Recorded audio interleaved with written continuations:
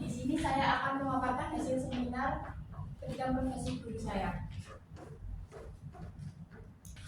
Yang pertama, identifikasi diri. Visi saya untuk pendidikan di Indonesia yaitu menciptakan generasi yang berkarakter, menanamkan nilai moral dan nilai kebaikan dalam kehidupannya, serta pendidikan yang relevan sesuai dengan kebutuhan dan perkembangan zaman.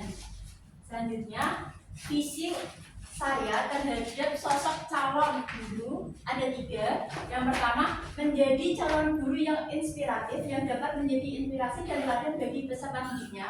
Kedua, menjadi calon guru yang dicintai peserta didik dengan melihat gurunya peserta didik akan bersemangat belajar dan ingin terus belajar. Dan yang terakhir yaitu menjadi calon guru yang dapat memahami peserta didik dalam karakter dan kebutuhan belajar peserta didik. Selanjutnya, hal yang dilakukan untuk mencapai visi. Dalam hal ini, saya akan melakukan ada 3. Yang pertama, mengembangkan kompetensi profesional. Hal ini meliputi seperti adanya pelatihan, mengikuti workshop, dan maupun mengikuti seminar. Yang kedua, kolaborasi dengan rekan sejawat.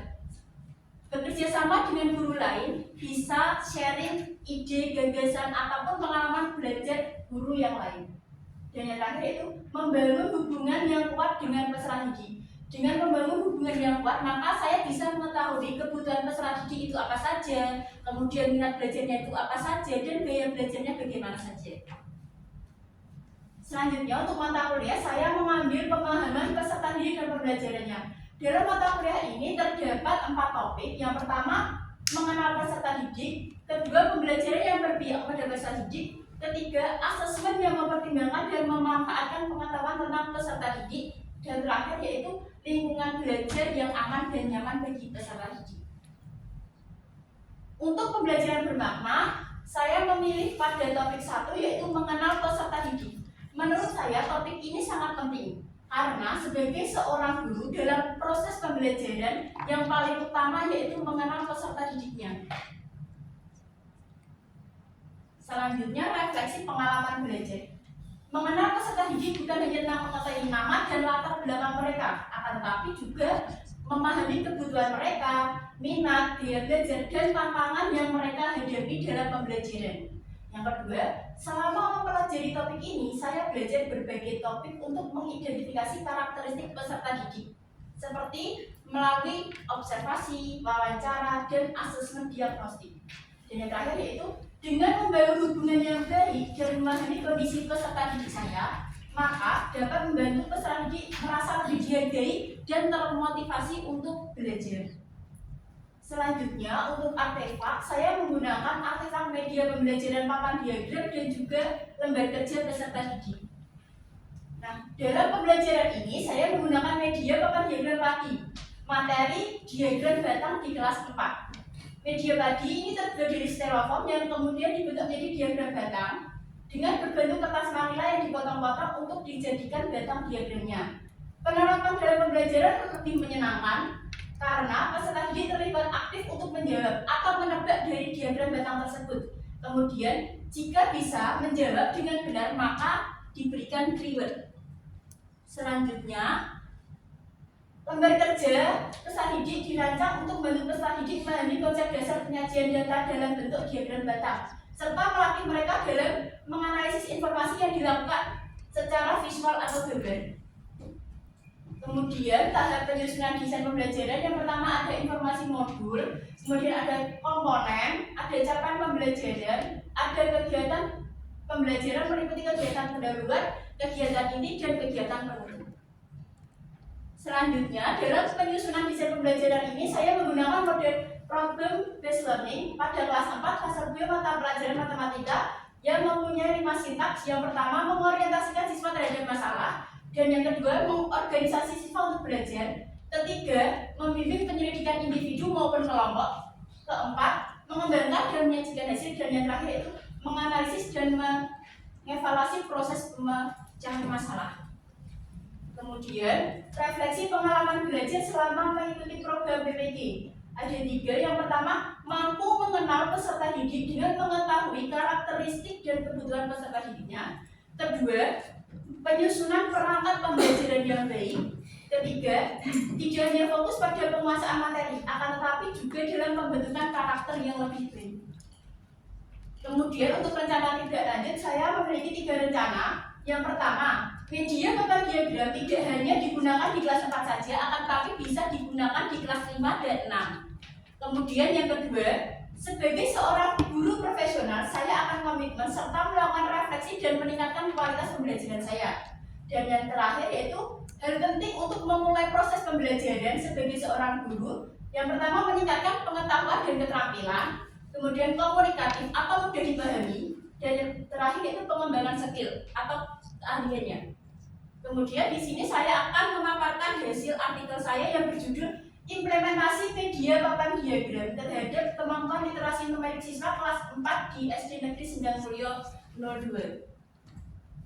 Nah, yang melatar belakangi dari penelitian ini yaitu berdasarkan hasil observasi di kelas 4B SD Negeri Sendang Mulyo 2, saya menemukan sebuah permasalahan ketika dalam pembelajaran matematika, yaitu kemampuan numerik peserta didik dikatakan tergolong cukup rendah. Salah satu alasan penyebabnya yaitu penggunaan media pembelajaran yang kurang bervariasi. Nah, untuk solusinya dalam mengatasi permasalahan tersebut, saya berupaya untuk menerapkan media papan diagram sebagai alat bantu dalam meningkatkan literasi numerik siswanya. Untuk metode dalam penelitian ini, saya menggunakan pendekatan kuantitatif dengan pre-experimental design yang berbentuk benar-benar pretest post-test design. Kemudian saya menggunakan non-probability sampling yang berbentuk sampling incidental, di mana kebetulan saya menemui sampel hanya 25, jumlah siswanya 27, akan tapi yang masuk hanya 25. Kemudian untuk ujinya saya menggunakan uji pilot, sampelitas, dan uji normalitas. Nah, ini merupakan hasil dari pembahasan. Pada gambar pertama ini itu hasil dari nilai pretest dan post test. Bisa dilihat untuk pretest nilai terendah 40 dan nilai tertinggi 75. Untuk post test nilai terendah 70 dan tertinggi 100.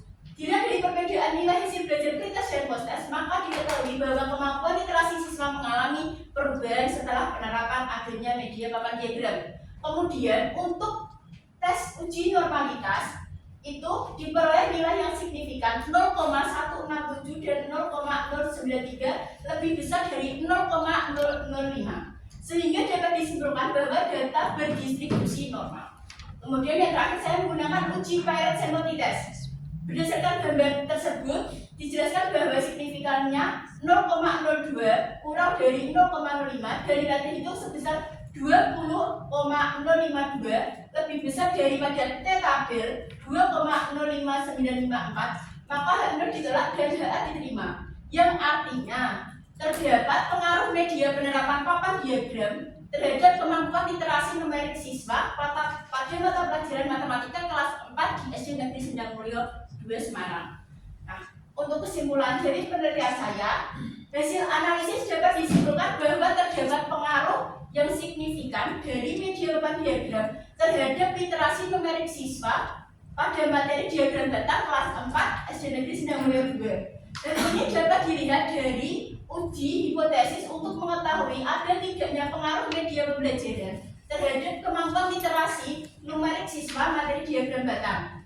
Berdasarkan hasil analisis uji hipotesis menggunakan uji pilot sampling test, dapat disimpulkan bahwa ada pengaruh media papan diagram terhadap kemampuan literasi numerik siswa materi diagram batang di kelas 4 SD Negeri Sendang Mulyo 2. Ini untuk publikasi artikel ilmiah saya. Yang pertama ini ada LOA dan bukti publikasi pada tanggal 21 Juli 2024. Sekian dan terima kasih. Wassalamualaikum warahmatullahi wabarakatuh. Gambar itu kemampuannya siswa itu cukup rendah untuk mengkomunikasikan, untuk menyebutkan siswanya literasi dan untuk mengkonsepkan angkanya tersebut. Untuk indikatornya saya pada saat pembacaannya Bu, literasi pembacaan namanya sama penjumlahan dan total keseluruhannya. Ya, berarti soal-soal yang disusun berdasarkan ini ya, numerasi gitu ya. Ini menggunakan berarti untuk mengukur kemampuan literasinya menggunakan apa? Ada asesmen formatifnya Ibu. Bentuknya? Soal evaluasi. Bentuknya? Pilihan ganda sama urean. Soalnya pada saat PPL itu pada saat saya bimbingan dengan guru kamu diusahakan soal diberikan jangan hanya pilihan ganda, tapi setengah pilihan ganda, setengah juga uraian ataupun isai. Oke, hasilnya kemampuan literasi numeriknya ada PPK ya? Apa? Kok tadi PPK-nya? siklus? Kok tadi? Iya Pak, waktu PPA 1 itu. Oh, siklus di PPL-nya. Iya. Tapi ini pemilihnya tadi ya, pemilihan dari UJT ya. Iya. Oke, UJT ini apa ya? Uji apa ya? Uji Untuk apa? untuk mengetahui apakah adanya perubahan Mhm. sebelum diadakan penerapan media tersebut sama sudahnya, untuk melihat. Oke, itu bawa artikelnya kan? Dilihat, bisa Iya. lihat ya. Oke, ini UJT di, berarti untuk mengetahui ada perbedaan ya. Iya, pengaruh itu ada apa tidak dalam penerapan media itu. Untuk mengetahui pengaruh atau untuk mengetahui perbedaan? Perbedaan juga, pengaruhnya juga perbedaan dilihat dari nilainya.